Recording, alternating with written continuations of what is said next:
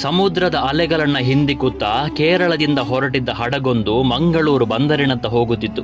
ಅದು ಕುಂಬಳೆಯ ಸಮೀಪಿಸುತ್ತಿದ್ದಂತೆಯೇ ಹಡಗಿನಿಂದ ಜೋಳಿಗೆಯನ್ನ ಹಿಡಿದುಕೊಂಡಿದ್ದ ವ್ಯಕ್ತಿಯೊಬ್ಬ ಇಳಿದ. ಮರಳಿನ ರಾಶಿಯ ಮೇಲೆ ಸ್ವಲ್ಪ ಹೊತ್ತು ನಡೆದ ಅವನು ಅಲ್ಲೇ ಹಳೆಯ ಮೀನಿನ ಬಲೆಯನ್ನ ಸರಿಪಡಿಸುತ್ತಿದ್ದ ಮೀನುಗಾರ ಯುವಕರ ಬಳಿ ಬಂದನು. ನಮಸ್ಕಾರ ಅಣ್ಣಂದಿರೇ, ನಾನು ಆಲಿ, ಕೇರಳದ ಮಲಬಾರಿನಿಂದ ಬಂದಿದ್ದೇನೆ. ನಾನು ನಾಟಿ ವೈದ್ಯ ಮತ್ತು ಮಂತ್ರವಿದ್ಯೆಯನ್ನು ಅರಿತವನು. ಹೊಟ್ಟೆಪಾಡಿಗಾಗಿ ಊರೂರು ಸುತ್ತಿ ಈ ವೃತ್ತಿಯನ್ನು ಮಾಡುವುದು ನನ್ನ ಕಾಯಕ.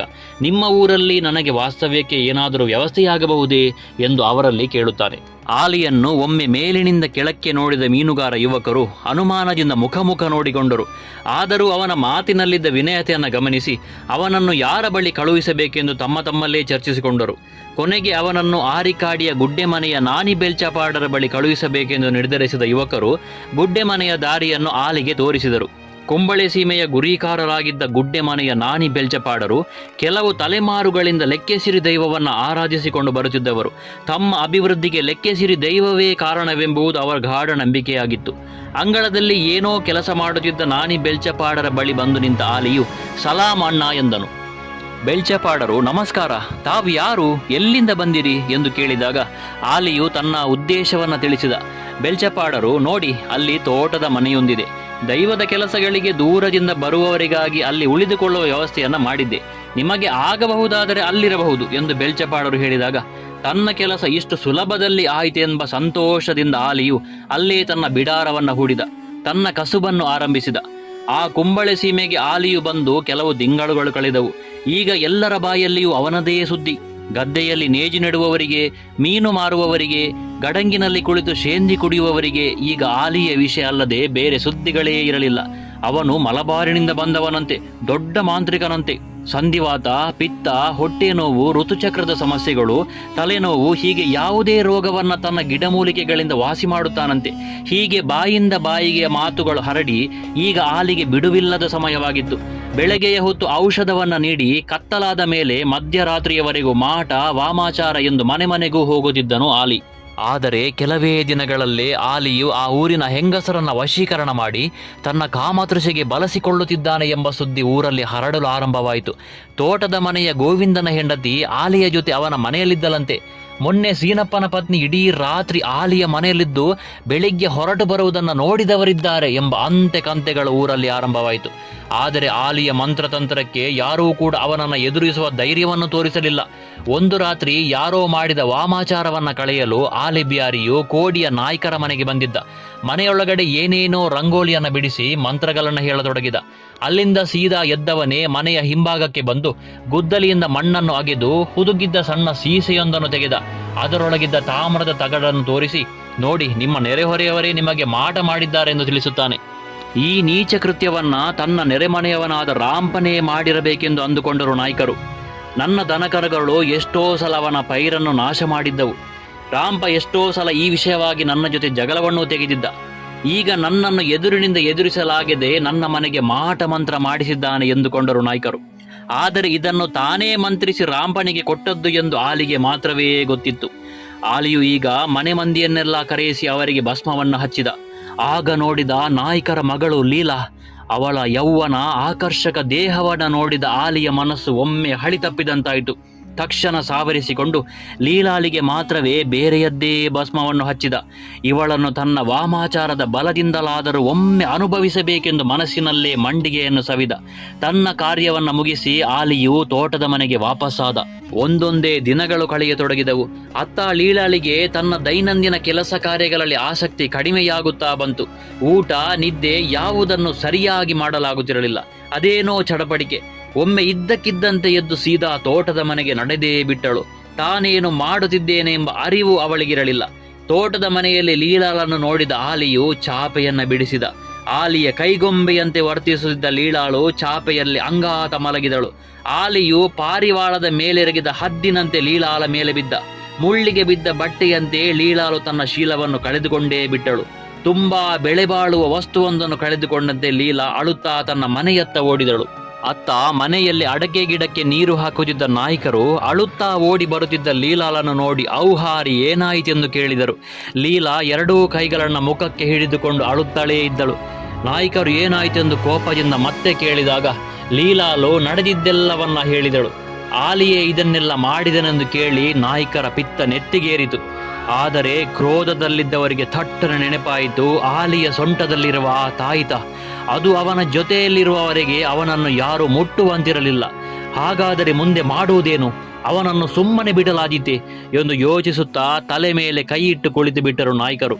ಮರುದಿನ ಎದ್ದ ನಾಯ್ಕರಿಗೆ ಇನ್ನೊಂದು ಆಘಾತ ಎದುರಾಗಿತ್ತು.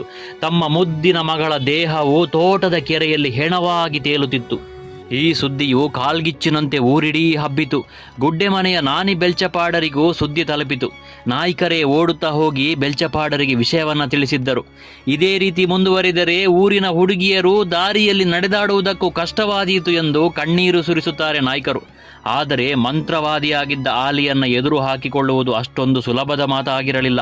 ಬೆಕ್ಕಿಗೆ ಗಂಟೆ ಕಟ್ಟುವವರಾರು ಎಂದು ಎಲ್ಲರೂ ಯೋಚಿಸತೊಡಗಿದರು. ಹೀಗೆ ಊರಿಗೆ ಬಂದ ಅನಿಷ್ಟವನ್ನು ಹೋಗಲಾಡಿಸಲು ಸೂಕ್ತ ಸಮಯವನ್ನು ಎದುರು ನೋಡುತ್ತಿದ್ದಾಗ ಒಂದು ದಿನ ಆಲಿಯು ಗುಡ್ಡೆ ಮನೆಗೆ ಬಂದು ತಾನು ಮಲಬಾರಿಗೆ ಹೋಗುವುದಾಗಿಯೂ 1 ವಾರ ಬಿಟ್ಟು ಬರುವುದಾಗಿಯೂ ಬೆಲ್ಚಪಾಡರಲ್ಲಿ ತಿಳಿಸಿ ಹೊರಟು ಹೋಗುತ್ತಾನೆ. ಅವನು ಹೋಗುವುದನ್ನೇ ಕಾಯುತ್ತಿದ್ದ ಬೆಲ್ಚಪಾಡರು ಊರವರನ್ನು ಸೇರಿಸಿದರು. ಆಲಿಯು ಮಲಬಾರಿಗೆ ಹೋಗಿದ್ದಾನೆ. ತಿರುಗಿ ಬರುವುದರೊಳಗಾಗಿ ಅವನಿಗೊಂದು ಮೂಲಿಗೆ ಮಾಡಿಡಬೇಕು. ಅವನಲ್ಲಿರುವ ಮಂತ್ರಶಕ್ತಿಯ ಮುಂದೆ ಮನುಷ್ಯ ಶಕ್ತಿಯು ಅವನನ್ನು ಏನನ್ನೂ ಮಾಡಲಾಗದು. ಹಾಗಾಗಿ ಈ ಸಂಕಷ್ಟವನ್ನು ನಿವಾರಿಸಲು ಲೆಕ್ಕೆಸಿರಿ ದೈವದ ಮೊರೆ ಹೋಗೋಣ ಎಂದರು. ಎಲ್ಲರೂ ಅದಕ್ಕೆ ಒಪ್ಪಿಗೆಯನ್ನು ಸೂಚಿಸುತ್ತಾರೆ.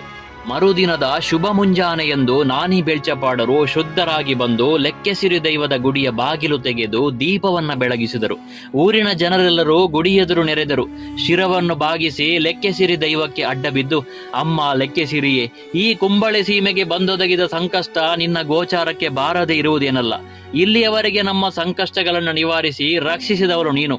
ಮುಂದಿನ ತಿಂಗಳು ನಿನ್ನ ನೇಮ ನಡೆಯುವ ಮೊದಲು ಈ ಊರಿಗೆ ಬಂದ ಮಹಾಮಾರಿಯನ್ನು ತೊಲಗಿಸೆಂದು ಬೇಡಿಕೊಂಡರು. ಹೀಗೆಯೇ 1 ವಾರ ಕಳೆಯಿತು. ಮತ್ತೆ ಹೋದ ಮಾರಿ ಊರಿಗೆ ಕಾಲಿಟ್ಟಿತು. ಹಡಗಿನಿಂದ ಇಳಿದವನೇ ಆಲಿಯು ಸೀದಾ ಅರಿಕಾಡಿಯ ಗುಡ್ಡೆ ಮನೆಯತ್ತ ಹೊರಟಿದ್ದ. ಆಗಲೇ ಲೆಕ್ಕೆಸಿರಿಯ ಗುಡಿಯಲ್ಲಿದ್ದ ದೀಪವು ಪ್ರಜ್ವಲಿಸಿ ಕಿಡಿಯೊಂದು ಹೊರಗೆ ಹಾರಿತು. ಅದೃಶ್ಯ ಶಕ್ತಿಯೊಂದು ತೋಟದ ಮನೆಯ ಕೆರೆಯಲ್ಲಿ ಇಳಿಯಿತು.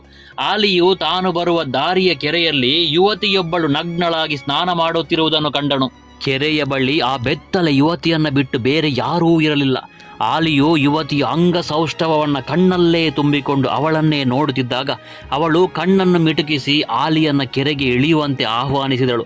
ಆಲಿಯು ಅವಸರವಸರದಿಂದ ತನ್ನ ಬಟ್ಟೆಯನ್ನೆಲ್ಲ ಕಿತ್ತೊಗೆದು ಕಾಮಾತುರತೆಯಿಂದ ಕೆರೆಗೆ ಹಾರಿಯೇ ಬಿಟ್ಟ.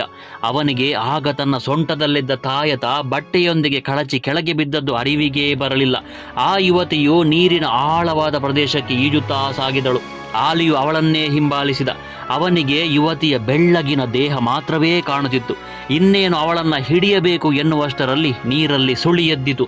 ಅದು ಭೀಕರತೆಯನ್ನು ಪಡೆಯುತ್ತಾ ಆಲಿಯನ್ನು ನೀರಿನಲ್ಲಿ ಸಂಪೂರ್ಣವಾಗಿ ಮುಳುಗಿಸಿತು.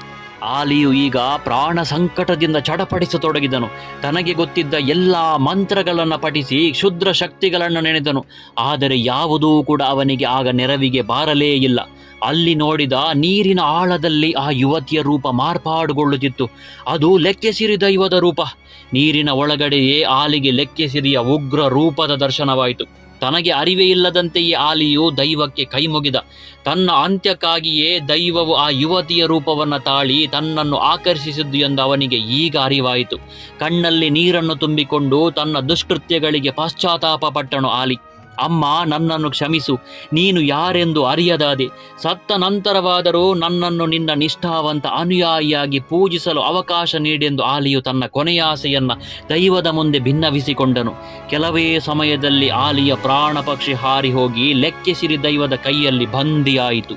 ವಾಮಾಚಾರದ ಕೆಟ್ಟ ಪ್ರಯೋಗದಿಂದ ಇಡೀ ಕುಂಬಳೆ ಸೀಮೆಯನ್ನೇ ನಡುಗಿಸಿದ ಮಹಾನ್ ಮಂತ್ರವಾದಿಯ ಶಕ್ತಿಯನ್ನು ನಿರರ್ಥಕಗೊಳಿಸದೆ ಜನರ ಸಮಸ್ಯೆಗಳ ನಿವಾರಣೆಗಾಗಿ ಅದನ್ನು ಸೂಕ್ತ ಜಾಗದಲ್ಲಿ ನೆಲೆಯಾಗಿಸಬೇಕೆಂದು ಲೆಕ್ಕೆಸಿರಿಯು ಆಲಿಯ ಪ್ರೇತವನ್ನು ಆರಿಕಾಡಿ ಪಾದೆ ಸ್ಥಾನದಲ್ಲಿ ನೆಲೆಗೊಳಿಸುತ್ತಾಳೆ.